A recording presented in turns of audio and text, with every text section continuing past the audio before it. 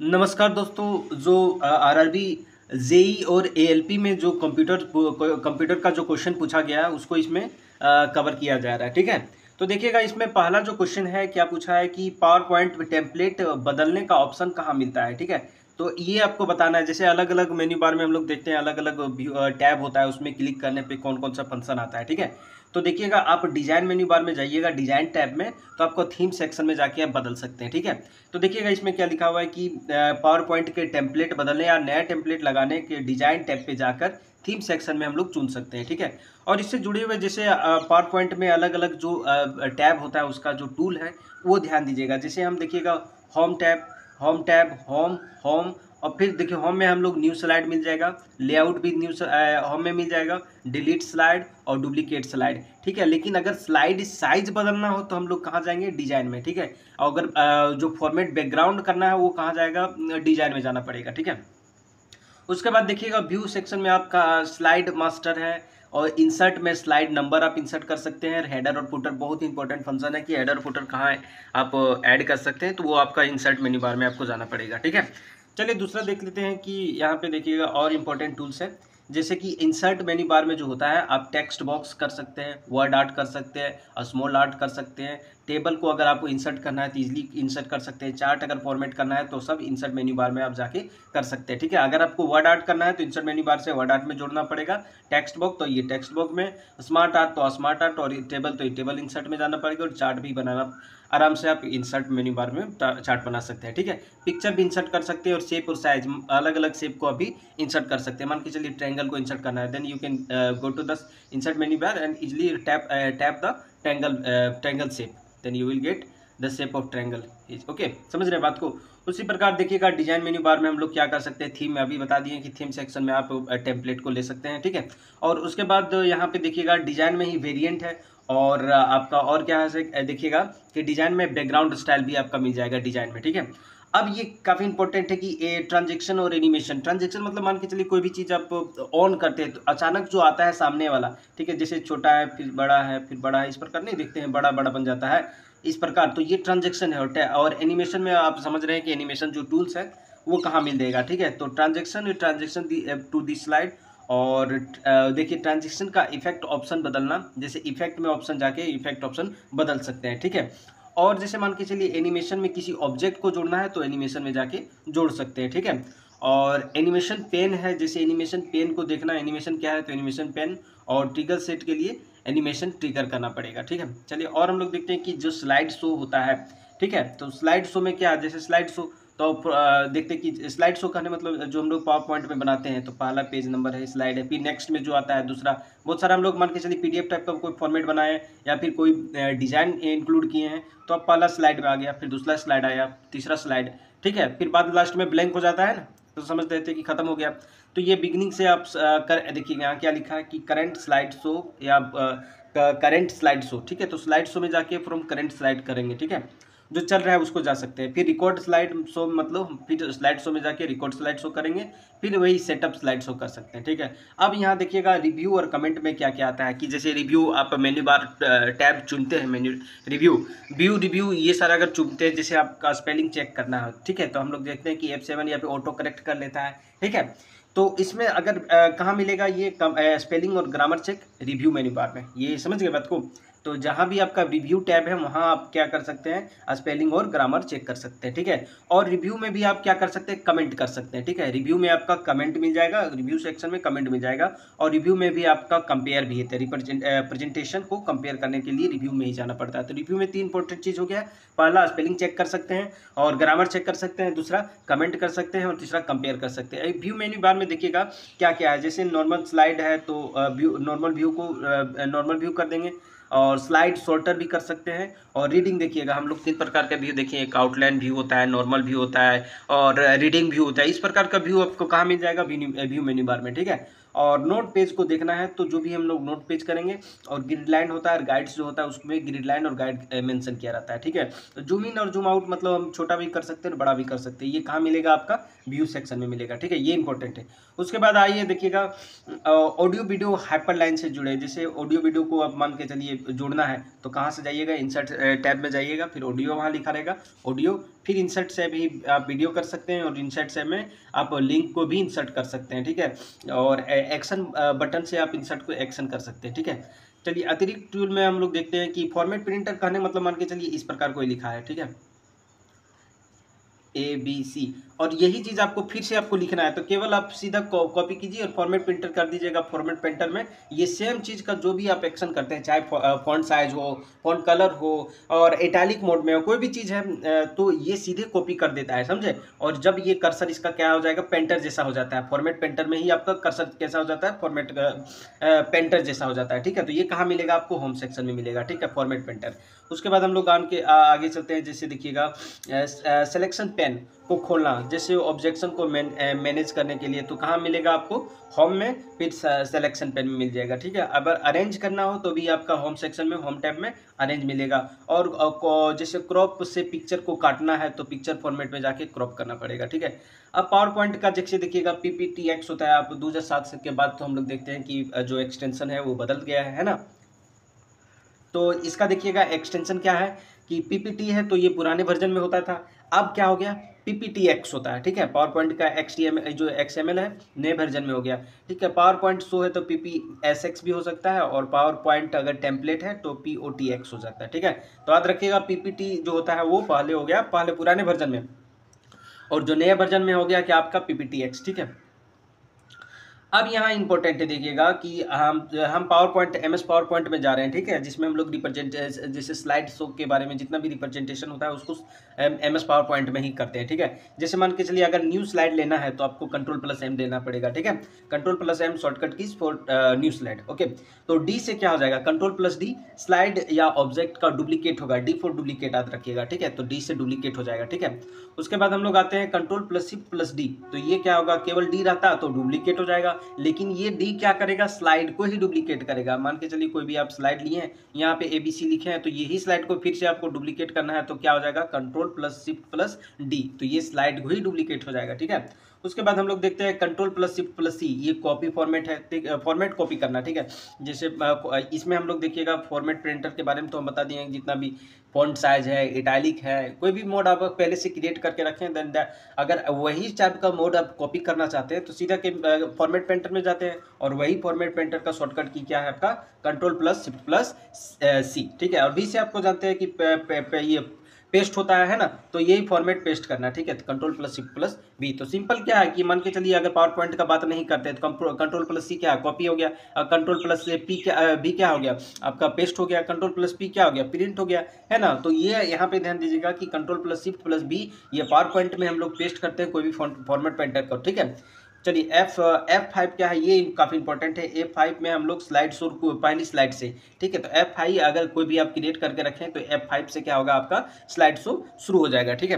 उसके बाद हम लोग देखते हैं कि Shift+F5 ये क्या होगा, स्लाइड शो को शुरू करना जो करंट स्लाइड से। तो मान के चलिए 5-6 आप स्लाइड क्या किया, आगे बढ़ गए, लेकिन आप थोड़ा देर रुक गए, तो आप Shift+F5 से क्या जाएंगे, Shift+F5 ये हो गया करंट जहाँ से आप है, तो वहीं से फिर से शुरू हो जाएगा, ठीक है। और ESC से क्या होता है, स्लाइड शो बंद हो जाता है। Ctrl+S ये हो जाएगा प्रेजेंटेशन को सेव करने के लिए। आपको पता है कि Ctrl+S क्या हो गया, प्रेजेंटेशन को सेव करने के लिए। Ctrl+O क्या हो गया, प्रेजेंटेशन को ओपन करने के लिए। और P से क्या होगा, प्रिंट, और N से न्यू प्रेजेंटेशन के लिए। और न्यू स्लाइड के लिए क्या है, Ctrl+M, ठीक है। और न्यू प्रेजेंटेशन के लिए Ctrl+N, एक चीज याद रखिएगा पावर पॉइंट में। उसके बाद देखिएगा दो इंपॉर्टेंट शॉर्टकट की है, Ctrl+W और एक Alt+W भी होता है, ठीक है। Alt+F4 भी कर सकते हैं, ठीक है। तो Alt+F4 क्या आ गया, प्रेजेंटेशन ही बंद हो जाएगा, ठीक है। Ctrl+F4 भी प्रेजेंटेशन बंद करने का ही है, ठीक है। उसके बाद हम लोग आते हैं कि टेक्स्ट और कंटेंट का एडिटिंग शॉर्टकट। तो B से क्या होता है, बोल्ड होता है। I से इटैलिक हो गया। U से अंडरलाइन हो गया।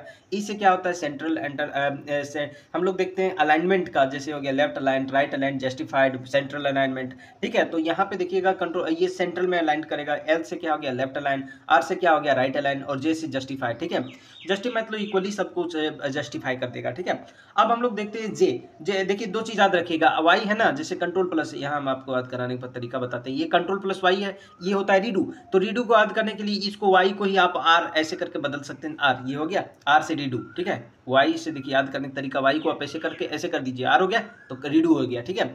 और जेड क्या हो जाता है, अंडू, तो वाई क्या हो जाएगा, कंट्रोल जैसे रीडू के लिए तो कंट्रोल प्लस वाई और अंडू के लिए कंट्रोल प्लस जेड। ठीक है, अब हम लोग देखते हैं व्यू और नेविगेशन शॉर्ट क्यू। जैसे देखिएगा कंट्रोल प्लस एफ, तो जैसे फाइंड हम लोग देखते हैं, मान के चलिए कोई भी आप डॉक्यूमेंट क्रिएट कर रहे हैं एमएस वर्ड में या फिर पावर पॉइंट लिब्रे में, लिब्रे ऑफिस में, ठीक है, तो हम लोग देखते हैं कि जैसे मान के चलिए कोई फाइंड और रिप्लेस करना होता है तो क्या करते हैं, पहले ऐप से कंट्रोल ऐप से फाइंड करते हैं, कंट्रोल एच से रिप्लेस करते हैं ना, और जी से क्या है तो गो टू होता है, गो टू द स्लाइड, ठीक है, और अल्ट प्लस F5 क्या होगा, तो ये प्रेजेंटेशन व्यू स्लाइड में शो होगा। ठीक है, तो प्रेजेंटेशन व्यू स्लाइड में शो होगा अल्ट प्लस F5। ठीक है, और केवल हम F5 क्या बताए थे कि F5 स्लाइड शो को शुरू करने के लिए शुरू से है ना। उसके बाद देखिएगा कि कंट्रोल प्लस माउस का जो व्हील अप डाउन कीजिएगा, जूम इन और जूम आउट भी हो सकता है। ठीक है, जैसे कंट्रोल प्लस अगर ये ऐसे ऐसे घुमाते हैं, ये जो व्हील होता है तो जूम इन और जूम आउट हो जाएगा। ठीक है, अब आते हैं, देखिए एन से इंसर्ट याद रखिएगा। कैसे, देखिए मान के चलिए हम लोग टैब में बताए थे क्या कि यहाँ पे फाइल होता है, ठीक है, और होम होता है, व्यू होता है ना, रिव्यू होता है, इंसर्ट होता है। ठीक है, ये सारा टैब है आपका, इंसर्ट होता है, बाद में आप हेल्प भी ले सकते हैं, लास्ट में हेल्प भी रहता है। तो देखिएगा एन से क्या है, एन से आप इंसर्ट याद रखिएगा, ये अल्ट प्लस एन टैब ही खुल जाएगा आपका, कौन, इंसर्ट वाला, देखिए इंसर्ट वाला ये वाला खुल जाएगा। ठीक है, तो जी से क्या हो जाएगा, डिजाइन टैब, यहाँ डिजाइन भी होता है। ठीक है, तो यहाँ पे ये याद रखिएगा डिजाइन, तो ये डिजाइन टैब खुलेगा, और के से क्या हो जाएगा, ट्रांजिशन टैब खुलेगा। ठीक है, तो ये किसका है, पावर पॉइंट का है, ट्रांजिशन टैब, और एस से ये हो गया एनिमेशन टैब, और एस से स्लाइड शो टैब, और अल्ट प्लस आर से रिव्यू टैब। हम अभी बता दिए रिव्यू में हम लोग क्या देखे थे, कमेंट कर सकते हैं रिव्यू में वगैरह में। ठीक है, और उसके बाद अल्ट प्लस डब्ल्यू टैब ही क्या हो जाएगा, व्यू टैब खोलना। ठीक है, तो जैसे व्यू टैब आप मान के चलिए व्यू है, ये टैब खोलना है तो क्या कर दिएगा, अल्ट प्लस डब्ल्यू। ठीक है, तो ये व्यू टैब खुलेगा। ठीक है, अब हम लोग आते हैं कि जैसे कुछ ऑब्जेक्ट और फॉर्मेटिंग शॉर्ट की, जैसे कंट्रोल प्लस जी, तो कई जैसे देखिएगा यहाँ पे कई ऑब्जेक्ट से को ग्रुप बनाना, तो कंट्रोल प्लस शिफ्ट प्लस जी क्या होगा, ग्रुप को अनग्रुप करना। अगर आप मान के चलिए कोई ग्रुप बना लिए है कोई चीज को, ये ग्रुप बन गया है। ठीक है, तो कंट्रोल प्लस जी क्या ग्रुप हो गया, लेकिन अगर आप अनग्रुप करना चाहते हैं तो कंट्रोल प्लस शिफ्ट प्लस जी। ठीक है, और के से ये का अब हम अभी बताएं कि अगर आप इंसर्ट टैब में जाके कंट्रोल जो अल्ट प्लस एन होता है, इंसर्ट टैब में जाके अगर आप मान के चलिए कोई लिंक को आप इंसर्ट करना चाहते हैं या फिर, तो ये हो जाएगा हाइपर लिंक को जब इंसर्ट करना चाहते हैं तो कंट्रोल प्लस के से आप हाइपर लिंक को इंसर्ट कर सकते हैं। ठीक है, उसके बाद देखिए कंट्रोल प्लस से एरो की, जैसे आप कंट्रोल प्लस क्या हो जाएगा कि एरो की इधर ए हो जाएगा, ये होगा, ए होगा, जो भी एरो की आप यूज करना चाहते हैं तो थोड़ा बहुत मूव करने के लिए ये होता है। ठीक है, और शिफ्ट प्लस एरो की क्या हो जाएगा, ऑब्जेक्ट को सीधे लाइन से मूव करने के लिए।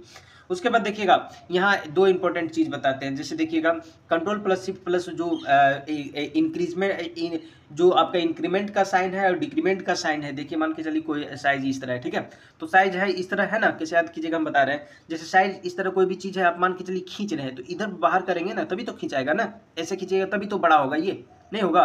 तो जब इसको ऐसे कर रहे हैं तो बड़ा हो रहा है, तो देखिए कंट्रोल प्लस शिफ्ट प्लस ये जो साइन है वो साइज को बड़ा करेगा, और जबकि इसको धके लेंगे इस प्रकार तो ये छोटा होगा। ठीक है, तो साइज को अगर घटाना है तो कंट्रोल प्लस शिफ्ट प्लस ये साइन लगाइएगा, लेसर वाला। ठीक है, अब वही अगर मान के चलिए alt plus shift plus left arrow है, जैसे अल्ट प्लस क्या है और शिफ्ट प्लस लेफ्ट एरो आप यूज करते हैं तो क्या हो जाएगा, ये आउटलाइन में केवल एक कम हो जाएगा, एक यूनिट कम होता है, एक पॉइंट है ना, और ये अगर एक राइट एरो करते हैं तो एक यूनिट क्या, एक लेवल क्या होगा, बढ़ेगा। ठीक है, अब आते हैं जैसे स्लाइड शो के दौरान उपयोगी शॉर्ट की, जैसे हम लोग एन या राइट एरो करेंगे। ठीक है, तो अगली स्लाइड में जाएगा केवल ये राइट एरो, अगली स्लाइड या लेफ्ट एरो तो लेफ्ट स्लाइड हो गया। ठीक है, उसके बाद देखिएगा कि बी स्क्रीन को अगर ब्लैक करना है तो बी से ब्लैक हो जाएगा और डब्ल्यू से वाइट हो जाएगा। ठीक है, बी से ब्लैक और डब्ल्यू से वाइट। ठीक है, और नंबर प्लस इंटर कीजिएगा तो सीधे आप मान के चलिए दो नंबर स्लाइड शो में जाना चाहते हैं और नंबर को ऐड करने के लिए इंसर्ट में जाएंगे, है ना, तो 2 नंबर स्लाइड में जाना चाहते हैं तो 2 प्लस इंटर कीजिएगा तो ये क्या चल जाएगा, आपका स्लाइड नंबर 2 पे चल जाएगा। ठीक है, तो control plus P slide show को पेन एक्टिवेट करना के लिए। उसके बाद ई स्क्रीन में मार्क को हटाना है। ठीक है, तो कोई स्क्रीन है मार्क हटाना है तो कंट्रोल प्लस ई, और एस से एरो या कर्सर को वापस लाना, जो एरो है आपका जो कर्सर है, ठीक है, जो ब्लिंक ब्लिंक करता है उसको वापस लाने के लिए ये ए लगाते हैं। ठीक है, अब उसके बाद देखिए कंट्रोल प्लस ए, तो देखिएगा क्या होता है, सभी आइटम सेलेक्ट करने को, ऑल आइटम के लिए, ए से क्या हो जाएगा आपका ऑल आइटम सेलेक्ट करने के लिए, कंट्रोल प्लस ए ऑल आइटम सेलेक्ट करने के लिए। चलिए इतना डिस्कस करने के बाद दूसरा क्वेश्चन देख लेते हैं कि किसी डॉक्यूमेंट में टेक्स्ट या ग्राफिक को मूव करने के लिए किस फंक्शन का, तो हम लोग देखें कि टेक्स्ट हो या ग्राफिक है उसको क्या कर मूव करना है, तो हम लोग क्या करेंगे F2 करेंगे, ठीक है। फंक्शन हम लोग 12 की जानते हैं ना, जैसे देखिएगा कि देखिए माइक्रोसॉफ्ट वर्ड, ठीक है, MS वर्ड जो है, तो जैसे डॉक्यूमेंट में F2 कुंजी का उपयोग करके टेक्स्ट या ग्राफिक को मूव करने के लिए, कोई टेक्स्ट या ग्राफिक का मूव करने के लिए हम लोग F2 का यूज़ करेंगे, ठीक है। जब आप किसी टेक्स्ट या ग्राफिक को सेलेक्ट कर लेते हैं और फिर F2 को दबाते हैं तो उसे एक नई जगह ले जाकर एंटर प्रेस में मूव कर सकते हैं, ठीक है। तो जैसे अलग अलग देखिएगा F से F12 का फंक्शन, ये काफ़ी इंपॉर्टेंट है। F1 से हम लोग हेल्प का मेन्यू खोल सकते हैं, ठीक है, किसी प्रोग्राम में हेल्प स्क्रीन। F2 से कि देखिए क्या टेक्स्ट फाइल या ग्राफिक को रीनेम कर सकते हैं, मूव कर सकते हैं। देखिए मूव वाला आ गया ना F2 से, तो मूव कर सकते हैं, ठीक है। टेक्स्ट को अगर मूव करना है तो F2 कर सकते हैं, रीनेम अगर करना है तो F2 कर सकते हैं, ठीक है। और F3 से कि मान के चलिए जैसे चेंज केस, अगर कहने का मतलब ए है, आप स्मॉल ए में ले जाना चाहते हैं, जैसे वर्ड में छोटे अक्षर को बड़े अक्षर में बदलना चाहते हैं, ए छोटा अक्षर है ए, इसको बड़ा में बदलना चाहते हैं, ये भी आप F3 से कर सकते हैं, ठीक है। और F4 से क्या हो जाएगा, जो भी आप एक्शन किए हैं रीडू हो जाएगा, ठीक है। हम लोग सिंपल में क्या देखे थे, कंट्रोल प्लस वाई रीडू का होता है, लेकिन यहाँ पे अगर F4 भी करते हैं तो जो भी आप एक्शन कर चुके हैं उसको अगर रीडू करना चाहते हैं, बार बार दोहराना चाहते हैं उस काम को, तो क्या हो जाएगा, सिंपल F4 हो जाएगा, तो ये रीडू का है, ठीक है। और उसी प्रकार हम लोग देखते हैं कि F5 क्या है, तो जैसे फाइंड वर्ड में फाइंड और रिप्लेस के लिए तो हम लोग क्या देखे थे, कंट्रोल प्लस H क्या होता था, और कंट्रोल प्लस F, ठीक है, ये फाइंड होता है, ये रिप्लेस होता है। तो वर्ड में फाइंड और रिप्लेस के लिए पावर पॉइंट में स्लाइड कैसे होगा, तो F5 होगा, और F5 के लिए प्रेजेंटेशन क्या होता है, F5 शुरू हो जाता था, है ना, ये चीज़ भी याद रखिएगा। और फाइंड और रिप्लेस भी F5 से आप कर सकते हैं, ठीक है। अब देखिएगा उसके बाद F6 से क्या करता है कि वर्ड में डॉक्यूमेंट के सेक्शन के बीच में नेविगेशन, ठीक है। तो जैसे मान के चलिए डॉक्यूमेंट के सेक्शन के बीच में अगर नेविगेशन मतलब इधर से उधर ले जाना है, ठीक है, नेविगेशन मतलब मूवमेंट के लिए, ठीक है। तो किस में, तो वर्ड के डॉक्यूमेंट के सेक्शन के बीच में आप नेविगेशन करना चाहते हैं तो F6 का यूज करेंगे। तो हम लोग बताए थे कि जैसे देखिएगा आप स्पेलिंग और ग्रामर चेक कहाँ से मिलेगा, ये आपका F7 से मिलेगा, ठीक है। उसके बाद हम लोग आते हैं देखिएगा F8 में क्या होगा कि F8 वर्ड में टेक्स्ट सिलेक्शन मोड चालू करने के लिए, जैसे F8 करते हैं तो आप कोई भी आप टेक्स्ट को सेलेक्ट करना चाहते हैं तो उसके चालू करने के लिए आप F8 को करना पड़ेगा, ठीक है। उसके बाद देखिएगा F9 में वर्ड में फील्ड को अपडेट करने के लिए, ठीक है। तो देखिए हम लोग दो चीज़ बताते हैं, यहाँ पे ध्यान दीजिएगा। यहाँ मान के चलिए आप कोई टेबल क्रिएट करके रखे हैं, तो ये क्या कहलाता है, फील्ड, जिसको एट्रीब्यूट्स भी बोलते हैं। ये क्या कहलाता है आपका, रिकॉर्ड्स, जिसको टपल भी बोलते हैं, ठीक है। तो अगर वो आपका कोई भी MS वर्ड है तो अगर आप फील्ड को बदलना चाहते हैं, यानी कि ये जो कॉलम वाला सेक्शन को बदलना चाहते हैं, तो आप सिंपल F9 से कर सकते हैं, ठीक है। और उसके बाद F10 में क्या हो जाएगा कि मेन्यू बार को एक्टिवेट करना है, तो F10 काफ़ी इंपॉर्टेंट है। जैसे एक और अल्टर की है, जैसे हम लोग देखें मेन्यू बार में क्या क्या था, फाइल था, होम था, है ना, फाइल हो गया, होम हो गया, ठीक है। उसके बाद इधर होम रहता है, उसके बाद आपका रिव्यू हो गया, डिजाइन हो गया, व्यू हो गया, इंसर्ट हो गया, है ना। ये सारी चीज़ जो अगर आप एक्टिवेट करना चाहते हैं तो केवल आप F10 से भी कर सकते हैं, या फिर ALT अगर यूज करते हैं तो आप सारा ये एक्टिवेट हो जाएगा, ठीक है। चलिए उसके बाद देखिए F11 क्या है कि MS वर्ड या फिर MS एक्सेल में फील्ड को इंसर्ट करना। तो फील्ड इंसर्ट हम बता दिए फील्ड किसको कहते हैं, तो अगर आप इंसर्ट करना चाहते हैं या ब्राउजर में फुल स्क्रीन मोड में करना, F11 काफ़ी इंपॉर्टेंट। अगर कोई ब्राउजर आप खोल रखें फुल स्क्रीन मोड में नहीं, तो F11 से आप क्या कर सकते हैं, फुल स्क्रीन मोड में कर सकते हैं। या फिर आपका अगर मान के चलिए MS एक्सेल या फिर MS वर्ड आप खोल के रखे हैं और उसमें फील्ड इंसर्ट करना चाहते हैं, फील्ड मतलब वही कॉलम वाला चीज़ को इंसर्ट करना चाहते हैं, तो आप केवल F11 से कर सकते हैं, ठीक है। उसके बाद F देखिएगा हम लोग जानते हैं कि F12 क्या होता है, F12 होता है सेव एज, मतलब डिफरेंट नेम। जैसे मान के चलिए एक फाइल को आप या एक जगह रख दिए A, एक दूसरे जगह B रख दिए, तो अलग अलग नाम से भी सेव फाइल को सेव कर सकते हैं। इसमें जो फंक्शन है सेव एज, ठीक है। तो वर्ड और सेव करने के लिए कंट्रोल प्लस S होता है, सिंपल अब डॉक्यूमेंट में हम लोग कर सकते हैं। अब हम लोग यहाँ देखिएगा अलग अलग, जैसे मान के चलिए कि शिफ्ट प्लस F3, ठीक है।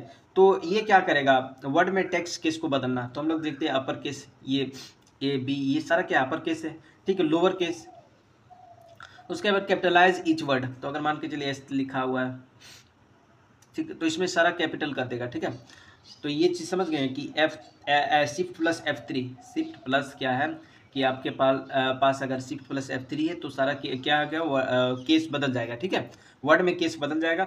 और अल्ट प्लस F4 क्या है कि हम बता दिए हैं कि अल्ट प्लस F4 या फिर कंट्रोल प्लस W, ये क्या है, आपका जो भी प्रोग्राम है वो बंद हो जाएगा, ठीक है, या कोई प्रोग्राम या विंडो ही बंद करना है। तो उसके बाद एक और चीज़ देख लेते हैं, कंट्रोल प्लस F4 भी होता है और अल्ट प्लस F4 भी होता है, ठीक है। प्रोग्राम बंद नहीं होता है, लेकिन ये क्या, केवल करंट विंडो ही बंद हो जाता है, ठीक है। तो कंट्रोल प्लस F4 और अल्ट प्लस F4 दो चीज समझिए ध्यान से कि देखिएगा F4 यहाँ पे हम अगर अल्ट प्लस F4 यूज कर रहे हैं तो प्रोग्राम और विंडो दोनों बंद हो जाता है, ठीक है। लेकिन कंट्रोल प्लस F4 तो केवल क्या हो जाएगा कि आपका प्रोग्राम बंद नहीं होगा, केवल विंडो बंद होगा, ठीक है, जो करंट विंडो है। उसके बाद देखिए कंट्रोल प्लस F6, ये क्या हो जाएगा कि एक प्रोग्राम में खुले अलग डॉक्यूमेंट के बीच में स्विच करना। मान के चलिए एक यहाँ है एक यहाँ है, तो एक डॉक्यूमेंट आप यहाँ पढ़ रहे हैं, दूसरा डॉक्यूमेंट जाना है, ठीक है। तो दूसरा डॉक्यूमेंट में तो क्या कीजिएगा, कंट्रोल प्लस आपका हो जाएगा F6, ठीक है। चलिए उसके बाद शिफ्ट प्लस F7, देखिएगा वर्ड में थेसेरस खोलना। तो थेसेरस मतलब क्या होता है, जैसे मान के चलिए हम लोग जानते हैं कि सिनोनिम्स जो होता है, जैसे बहुत सारा वर्ड है, आप कोई वर्ड लिखे हैं तो कोई वर्ड लिखे हैं तो इसका सिनोनिम्स खुल जाएगा, एंटीनिम्स खुल जाएगा, जो आपको पसंद है उसको वर्ड से रिप्लेस कर सकते हैं, शिफ्ट प्लस F7, ठीक है। और केवल F7 के लिए हम लोग देखते हैं कि जैसे मान के चलिए कोई ग्रामर चेक है, स्पेल चेक करते हैं, तो ये सारा क्या है, केवल F7 हो रहा है, शिफ्ट प्लस F7 क्या आ गया, थेसेरस, ठीक है। और कंट्रोल प्लस F2 वर्ड में प्रिंट प्रीव्यू, ये काफ़ी इंपॉर्टेंट है, ये देखिए कंट्रोल प्लस F2 ये क्या आ जाएगा, प्रिंट प्रीव्यू, ठीक है। प्रिंट करने से पहले जो प्रीव्यू करते हैं ना, उसको देखने के लिए आप प्रिंट प्रीव्यू जाते हैं ना। उसके बाद देखिएगा अब चलते हैं कि जैसे मान के चलिए F2, ये इंपॉर्टेंट है, थोड़ा सा देखिएगा कि एक्सेल में क्या करेंगे। ये एक्सेल का MS एक्सेल का बात है कि F2 मान के चलिए ये सेल है, एक्सेल में बहुत सारा सेल बना होता है ग्रिड टाइप का, ठीक है। मान के चलिए इसको बदलना चाहते हैं, ठीक है, तो ये केवल F2 में जाके एडिट कर सकते हैं। F4 में आप कमांड को रिपीट कर सकते हैं, जैसे फॉर्मेटिंग है तो उसको रिपीट कर सकते हैं। F7 तो बता दिए कि स्पेल चेक होता है, और शिफ्ट प्लस F6 से थेसेरस खुलता है। और F11 से हम बता दिए कि अगर आपका डॉक्यूमेंट क्या ब्राउजर में है, आप तो फुल स्क्रीन करना चाहते हैं तो F11 जाइए। तो उसके बाद F11 सेलेक्टेड डेटा से चार्ट बनाना है, कोई भी डेटा अगर आप क्रिएट करके रखें तो चार्ट बनाना है तो F11 से जा सकते हैं, ठीक है। उसके बाद देखिएगा क्या अगला क्वेश्चन है कि कंप्यूटर नेटवर्क में फायरवॉल टूल का प्राथमिक फंक्शन क्या है। तो ये बचाता है, देखिए किसको किसको बचाता है, ध्यान दीजिएगा। जैसे इनकमिंग और आउटगोइंग नेटवर्क ट्रैफिक को मॉनिटर और कंट्रोल करना, ठीक है। तो ये क्या करेगा, ये आपका देखिए यहाँ से to monitor and control the incoming and outgoing network tariff, ठीक है। तो टैरिफ तो आप समझ रहे हैं, जो से मान के चलिए अभी इधर से भेजते हैं, बहुत सारा चीज़ जो एक कंप्यूटर से दूसरे कंप्यूटर में जाता है तो टैरिफ हो जाता है। टैरिफ मतलब भीड़ भाड़ वाला क्षेत्र बन जाता है क्यूरीज का, तो उसको मॉनिटर करने के लिए आपका फेयरवेल होता है, ठीक है, उसको आप कंट्रोल करने के लिए आपका फेयरवेल होता है टूल, ठीक है। तो इसमें देखिएगा कि जैसे ये फेयरवेल एक सुरक्षा उपकरण है ना, तो हम लोग किसको किसको बचाता है, केवल आपको ध्यान दीजिएगा, केवल ये सॉफ्टवेयर को ही नहीं बचाता है, ठीक है, ये हार्डवेयर को भी बचाता है। तो ये सुरक्षा उपकरण है, सॉफ्टवेयर या हार्डवेयर का होता है, जो कंप्यूटर के नेटवर्क के अंदर आने और बाहर जाने वाले टैरिफ की निगरानी मॉनिटर करता है और कंट्रोल भी करता है। तो हम लोग क्या देखते हैं, फेयरवेल एक प्रकार का सॉफ्टवेयर हार्डवेयर दोनों है, ठीक है। तो इसका मुख्य उद्देश्य क्या है, अनऑथराइज्ड एक्सेस को रोकना है, नेटवर्क को सुरक्षित करना है, ठीक है। तो अनऑथराइज्ड एक्सेस को रोक सकता है और रोकता है, और साथ ही साथ नेटवर्क को सुरक्षित करता है। टैरिफ विशेष रूल के आधार पर अलाउ और ब्लॉक करता है, ठीक है। तो एक प्रकार का ये क्या करता है, सुरक्षा गार्ड जैसा ये काम करता है, ठीक है। और उसके बाद देखिएगा और सारा फंक्शन है, जैसे फेयरवेल क्या करता है, इनकमिंग और आउटगोइंग नेटवर्क टैरिफ को मॉनिटर और कंट्रोल करना। और एंटीवायरस सॉफ्टवेयर, तो ये क्या करेगा, कंप्यूटर से वायरस, मालवेयर, सॉफ्ट स्पाईवेयर आदि को डिटेक्ट करना और हटाएगा। और एंटी स्पाईवेयर सॉफ्टवेयर, तो स्पाईवेयर प्रोग्राम को भी ब्लॉक करेगा और डिटेक्ट करेगा, है ना।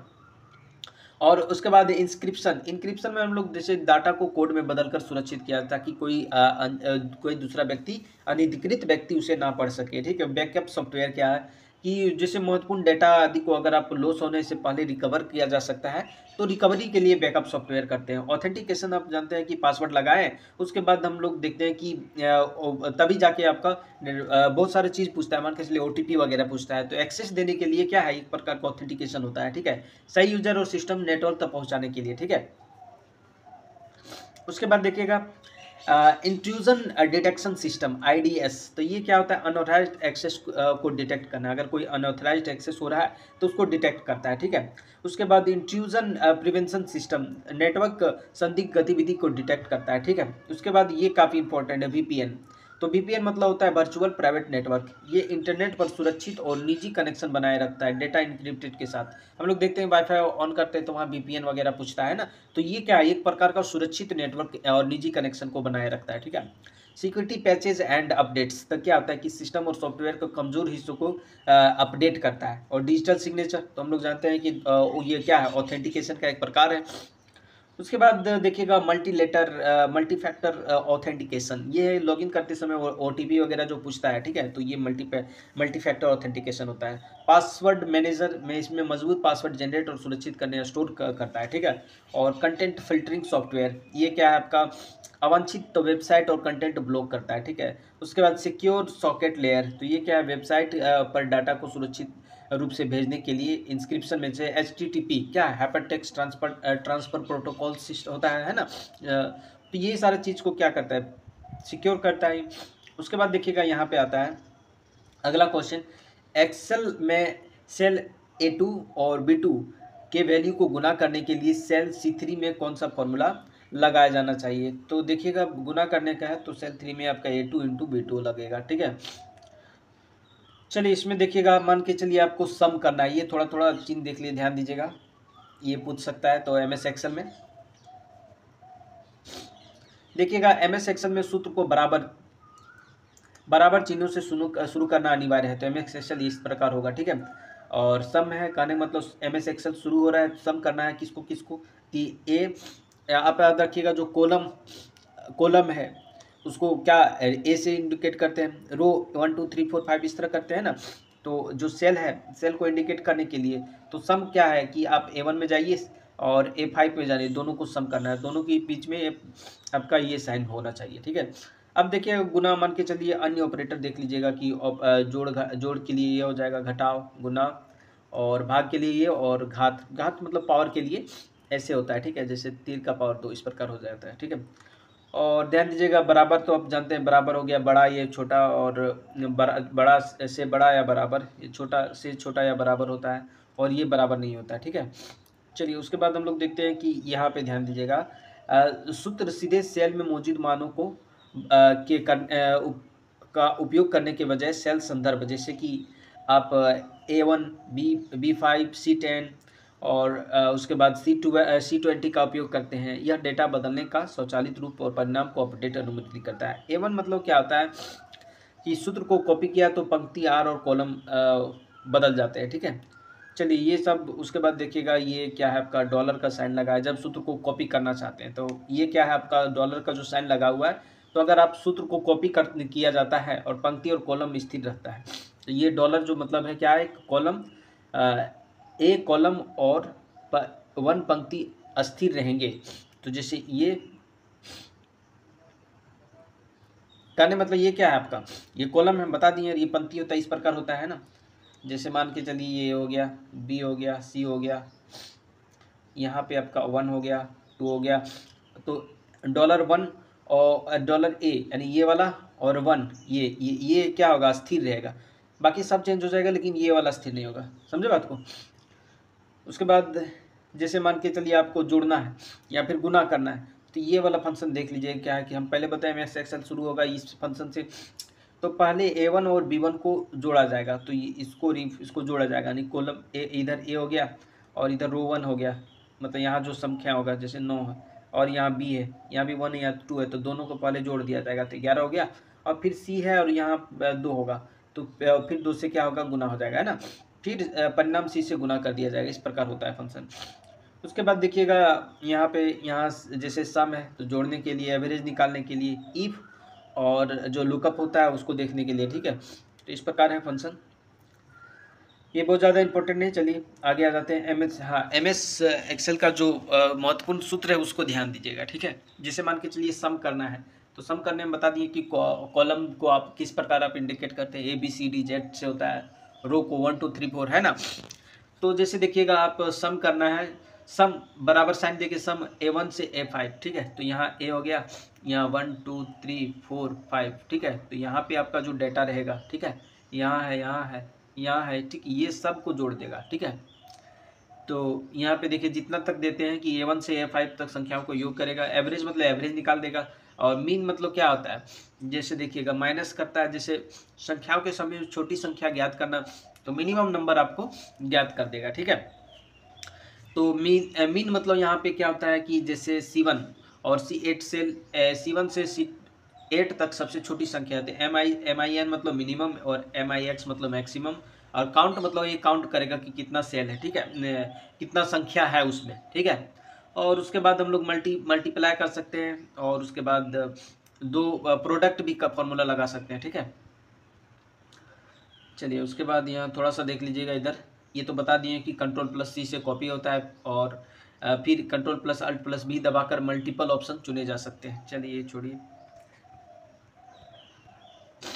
ये फंक्शन वाला बहुत कम पूछा जाता है, इसको छोड़ सकते हैं आप। चलिए यहाँ आते हैं, ठीक है। देखिए अगला क्वेश्चन है कि किस प्रकार एक की रैम अधिक तेज होती है और उसे रिफ्रेश करने की आवश्यकता नहीं होती है, ठीक है। तो हम लोग देखते हैं कि दो प्रकार का रैम है, एस रैम है, डी रैम है। एस से स्टैटिक रैम और डी से डायनेमिक रैम, है ना। तो आपको रिफ्रेश करने का जो करने की आवश्यकता जो नहीं होती है वो क्या है, एस से स्टैटिक रैम, ठीक है। तो रैम का मतलब क्या हो गया कि आपका random static random access memory, और डी से रहा तो डायनेमिक रैंडम एक्सेस मेमोरी, ठीक है। तो दोनों के बीच में डिफरेंस देख लीजिएगा। एस रैम तेज होती है और इसे रिफ्रेश करने की आवश्यकता नहीं होती। यह डेटा को स्थिर रूप से स्टोर करता है, जबकि डी रैम क्या है, डायनेमिक, और इसको बार बार रिफ्रेश करने की आवश्यकता होती है। रिफ्रेश किया जाना चाहिए क्योंकि इसमें डेटा को बनाए रखने के लिए लगातार पावर की आवश्यकता होती है, ठीक है। एस रैम अत्यधिक उसके बाद उपयोग अधिकतर कैश मेमोरी के रूप में किया जाता है। तो याद रखिएगा कैश मेमोरी, तो जब से अगर मान के चलिए सबसे फास्टेस्ट कैश पूछ देगा तो कौन होता है, रजिस्टर होता है, फिर आपका कैश मेमोरी होता है ना। तो उसके बाद यहाँ पे देखिएगा रजिस्टर सबसे तेज होता है, जिससे सीपीयू के अंदर स्थित होता है। सीपीयू के अंदर हाई स्पीड और बहुत कम क्षमता कम, इसमें स्टोरेज क्षमता बहुत ही कम होता है, ठीक है। उसके बाद आप ये देखिएगा कि रजिस्टर सीपीयू यानी कि सेंट्रल प्रोसेसिंग यूनिट के अंदर स्थित छोटे और सबसे तेज स्टोरेज होता है। इसका काम होता है कि डेटा को अस्थायी रूप से स्टोर करना, ताकि सीपीयू को तेजी से वह डेटा मिल सके। रजिस्टर उस डेटा को स्टोर करते हैं जिसे तुरंत सीपीयू तुरंत उपयोग करता है, जिसकी गणना ट्रांजिशन प्रोसेसिंग के दौरान जानकारी होती है, ठीक है। समझ गए बात को। तो रजिस्टर कंप्यूटर का सबसे तेज मेमोरी होता है। जब सीपीयू को किसी डेटा की आवश्यकता होती है तो वह सबसे पहले रजिस्टर को देखता है। अगर वहाँ डेटा नहीं मिलता है, अगर डेटा वहाँ है तो उसे तुरंत इस्तेमाल कर सकता है, जिससे प्रोसेसिंग जल्दी होती है, ठीक है। उसके बाद हम लोग बताते हैं कि रजिस्टर के बाद कैश मेमोरी आएगा, है ना। तो कैश मेमोरी भी ये क्या होता है, थोड़ा सा उससे स्लो होता है, पर इसका क्या होता है, इसका क्षमता ज़्यादा होता है, ठीक है। कैश मेमोरी एक छोटी और तेज़ प्रकार का रैंडम एक्सेस मेमोरी होती है, सीपीयू के पास स्थित होती है। इसका मुख्य कार्य सीपीयू को जल्दी डेटा उपलब्ध कराना, ताकि प्रोसेसिंग तेजी हो सके। डेटा स्टोर करती है और सीपीयू बार बार एक्सेस करता है, ताकि बार बार मुख्य मेमोरी में जाने की आवश्यकता ना हो, ठीक है। सीपीयू को तेज़ी से डेटा उपलब्ध कराना, और स्पीड में तेज़ है। SRAM पर आधारित है, SRAM पे। तो SRAM क्या हो गया, static random access memory, data को अस्थिर बनाए रखता है और रिफ्रेश करने की आवश्यकता नहीं होती। कैश मेमोरी है, रजिस्टर मेमोरी है, ठीक है। तो डायनेमिक तो हम बता दिए कि इसमें बार बार रिफ्रेश करने की आवश्यकता होती है, क्योंकि बार बार इलेक्ट्रिसिटी का यूज़ किया जाता है ना। तो ये देखिएगा SRAM से धीमी होता है। फ्लैश मेमोरी में जैसे SD कार्ड वगैरह जो आता है ना, वही आएगा, ठीक है। पावर कटने पर डेटा बनाए रखने इलेक्ट्रिकली मिटाया जा सकता है, ठीक है। तो इस जैसे USB ड्राइव हो गया, SSD कार्ड हो गया, सॉलिड स्टेट ड्राइव जो होता है ना, और SD कार्ड वगैरह जो हो गया। तो ये DRAM से धीमा होता है, लेकिन तेज और स्थिर होता है, ठीक है। उसके बाद SSD देखिएगा, सॉलिड स्टेट ड्राइव जो है, फ्लैश मेमोरी आधारित है और स्थिर होता है, तेज होता है ना। इसमें डेटा ज़्यादा बनाए रहता है। तो कंप्यूटर का उपयोग स्टोरेज और डेटा संग्रहण के लिए HDD